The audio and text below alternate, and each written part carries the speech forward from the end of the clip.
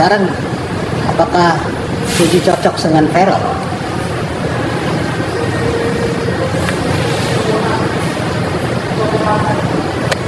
Udah mulai kayak bukan saling memiliki, kayak udah mulai ya Witing Trisno Jalanan Sukusmino gitu loh. Jadi perasaan itu udah mulai berjalan. Setelah dia berpahami tentang Fuji, baru dia berani untuk ke keluarganya, mengenalkan diri dia ke keluarganya Fuji.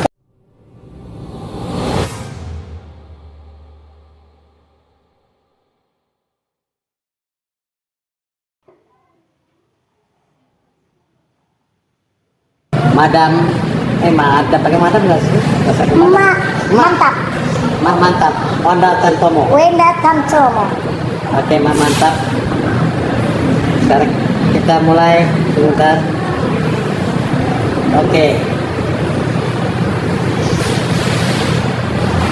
Ya, belum. Apakah cocok ya guys? Ini Wenda Tantomo ini cut reader yang lagi ngetop nih, tarot reader. Oke, selamat malam. Hari ini kita membahas tentang Fuji dan Vero. Oke. Percintaan mereka kan lagi hotnya. Ada yang bilang Fuji tak cocok lah sama Vero, atau Vero tak cocok lah. Banyak lah netizen gitu ya, Mak. Ya. Sekarang menurut Mak gimana nih? Kisah cintanya Fuji dan Vero. Tapi kita lihat dulu, mulai sekarang. Siapa nih ya? Kita mau bedah dulu siapa? Fuji dulu ya. Kepribadian Fuji menurut Tarot. Oke.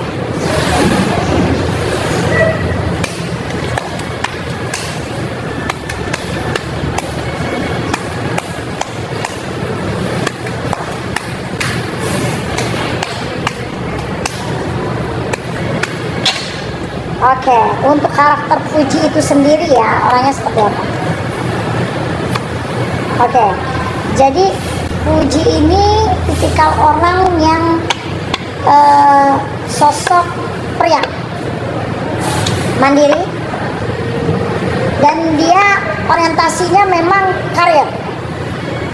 Jadi memang dia orientasinya itu saat ini memang karir, karena memang dia nggak ada puasnya. Ya, jadi memang selalu mencoba untuk khususnya di dunia entertain. Terus lagi pribadi yang lain, Mak, yang tersembunyi mungkin. Oke, kalau Fuji, kalau saya melihatnya kebetulan saya pernah kerja sama dia. Jadi ini guys baru nih orang dekat ya, dari Fuji. Jadi memang Fuji ini mungkin karena dia anak bungsu, anak yang diprotek sama orang tuanya, terutama keluarganya. Jadi memang dia pagi kan dia juga kayak punya rasa tanggung jawab ya terhadap Gala. Jadi dia tuh memang mau tidak mau dipaksakan. Jadi kayak dipaksakan sebagai tante merangkap orang tuanya Gala. Jadi mau tidak mau, jadi dia harus berpikir dengan dewasa. Padahal kalau dipikir, kalau posisi dia sebagai keluarga, ya anak bungsu gimana sih, anak yang manja. Tapi kalau saya melihat di sini dia udah tidak bermanja-manja lagi sama orang tuanya. Jadi memang dia punya planning lah. Ya, jadi memang dia punya target dalam hidupnya, terutama lebih dari segi finansial. Jadi benar-benar mandiri banget ini anak. Nah ini kan ini seru nih guys, belum tahu nih, ini orang pertama yang mengenal Fuji sebelum terkenal ya, Maya? Ya betul, sebelum terkenal. Pada saat itu baru kejadian almarhum meninggal. Setelah itu baru saya bawa dia untuk syuting tuh waktu itu. Boleh dibilang bukannya manajer ya, lebih ke agensinya dia. Oh, agensinya. Kalau seperti apa sih, Mbak? Waktu sebelum ya, saya lihat. Oke, waktu sebelum terkenal itu sosok anak yang sweet. Postur Fuji udah kalian pasti tahu ya, kecil, mungil. Saya awalnya juga kaget karena saya nggak kenal Fuji awalnya.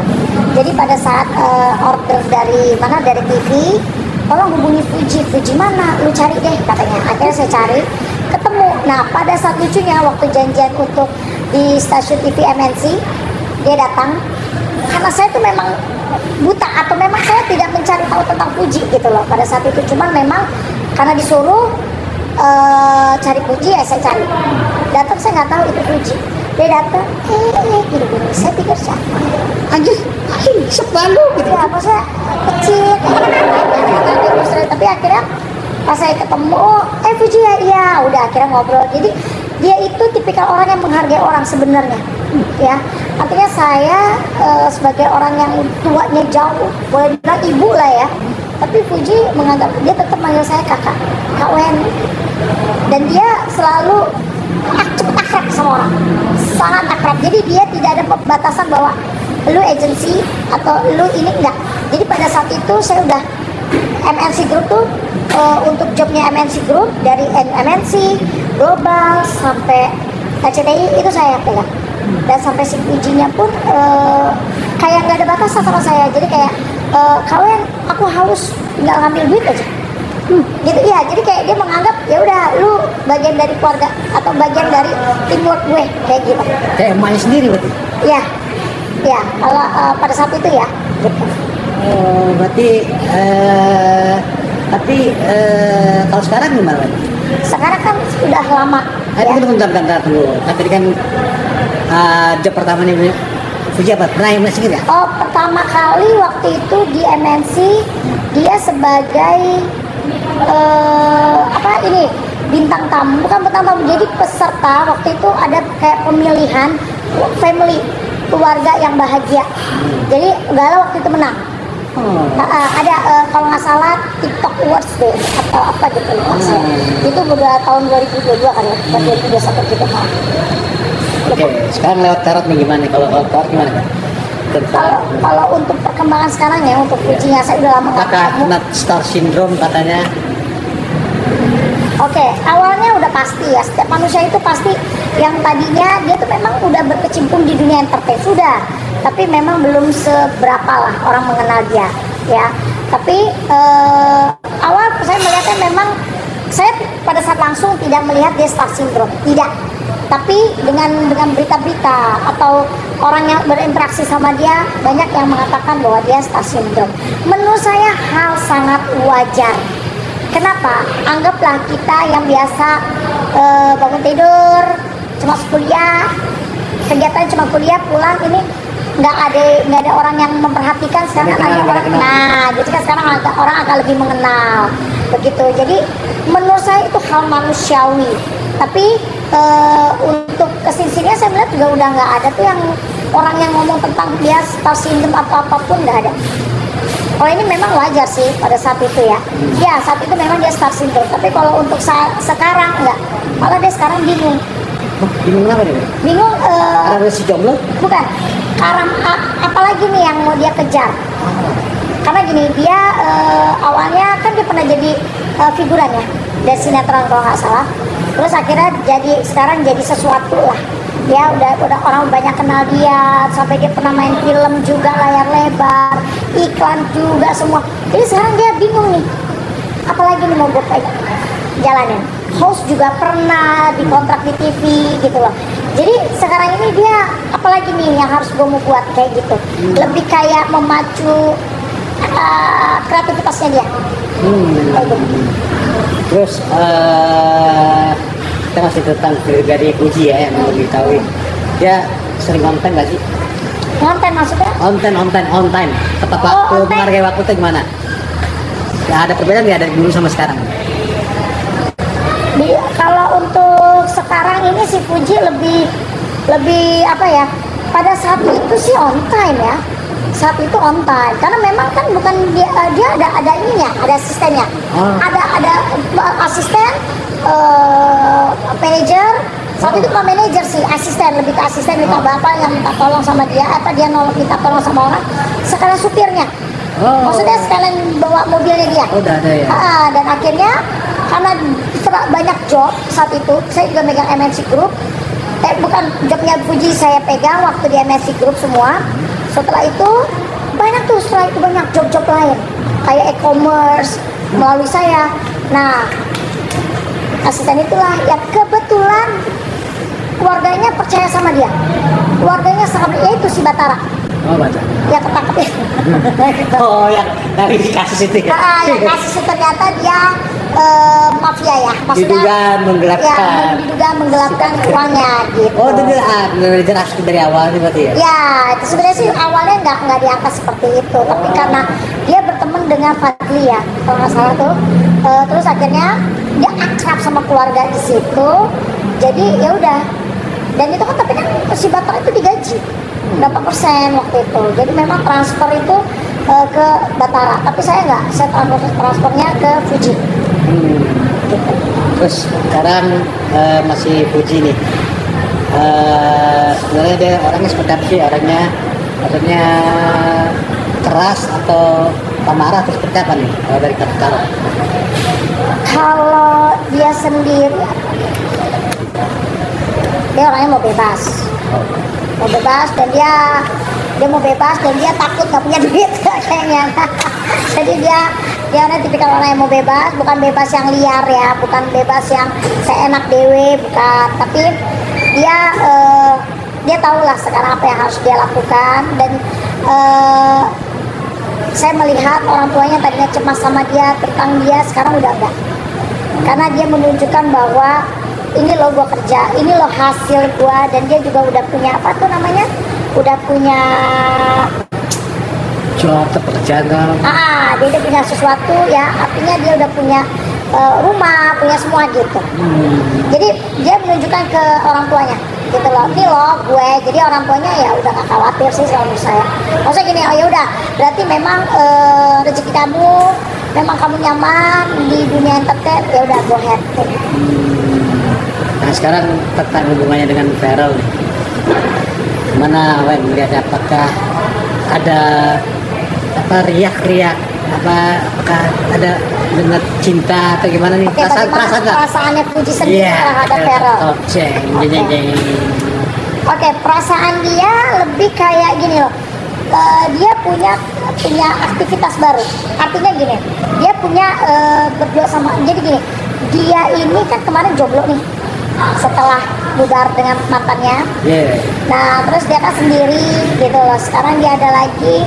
Ya dia sih melihat gue punya aktivitas baru gitu. Artinya gue punya kehidupan baru nih yang lagi gue jalanin. Kalau bicara perasaan dia, so mas go on aja. Seperti kayak mantan dia kemarin ini, itu kan sebenarnya kan belum ada perasaan si Puji. Cuman dengan berjalan, kenapa saya tahu ya karena dia ngomong gitu. Tapi awalnya kan settingan juga awalnya. Nah kalau sekarang saya lihat sih nggak settingan, ya mengalir aja. Jadi dia cuma lebih senang, oh ya gue punya kegiatan baru, aktivitas baru, kehidupan baru, jadi lebih ke sibukan baru. Nah jadi kayak nambah kerjaan lah gitu. Nambah kerjaan buat dia kan, setidak-tidaknya kan bakal di telepon sana, telepon sini, job sana, job sini gitu. Terus sekarang tentang Feral dulu, Feral. Sabar ya, nanti kita bahas yang lain. Stay tune. Pokoknya sekarang malam ini dengan Madam Wenda. Sekarang Feral, gimana kepribadian Feral menurut kata Taro yang tidak diketahui lah? Feral ini seorang laki-laki yang berani, gentle. Terus kedua, dan dia pun orangnya seneng berkumpul. Maksudnya dia seneng berteman, bersosialisasi itu. Jadi emang orang yang humble. Apa saya bilang humble gitu. Itu aja. Terus tentang apakah ada perasaan? Oke, perasaan terhadap Fuji?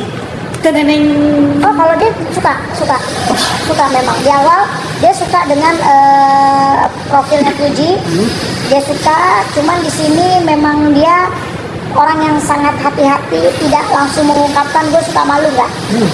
Jadi memang dia mempelajari, dia tidak mau mempelajari karena dia orangnya takut akan penyesalan. Nah dia tuh orangnya nggak mau, dia tipikal orang yang belajar dari pengalaman dia nggak mau mengulang lagi gitu. Mulai lagi, jadi pemilih katanya, ada pemilih nggak sih? Jadi kayak sebelumnya kalau kita tahu kita lihat historikal dia bersama pacar-pacar dia kan termasuk lama ya. Kalau berhubungan ketakutan mungkin. Jadi dia benar-benar pelajarin dulu nih. Gue nggak mau gegabah intinya gitu. Karena dia takut menyesal ya. Karena dia takut untuk menyesal. Takut untuk menyesal. Maksudnya gini, gue udah kasih hati gue udah begini. Jadi mereka ini saling menjajaki ya, saling mempelajari satu sama lain. Jadi saling jalanin dulu deh gitu. Lebih ke situ sih saya lihat. Tapi sekarang nih, bener gak sih percintaan mereka nih kalau mereka tertarik? bagaimana endingnya ya percintaan Endingnya. mereka ya. Oh. Oke, mereka ini jujur nih ya, saya melihat ini kok sering salah paham. Jadi maunya Fuji apa, maunya ini, karena mereka ini kurang komunikasi. Mereka ini kurang komunikasi kalau saya lihat ya. Ya walaupun mereka ini memang ada udah mulai saling, udah mulai kayak bukan saling memiliki, kayak udah mulai ya Witing Trisno Jalanan Sukuswino gitu loh. Jadi perasaan itu udah mulai berjalan, tapi mereka kurang komunikasi. Mungkin ya si Carolnya sibuk atau ini, jadi kayak sering adanya salah paham. Saya sering nggak, jadi kayak ada konflik kecil-kecil lah gitu, percikan konflik kecil, tapi bukan yang besar apa gitu, enggak gitu loh. Karena ya wajar lah mereka saling mempelajari dulu karakter satu sama lain gitu. Gitu. Sekarang apakah Fuji cocok dengan Feral?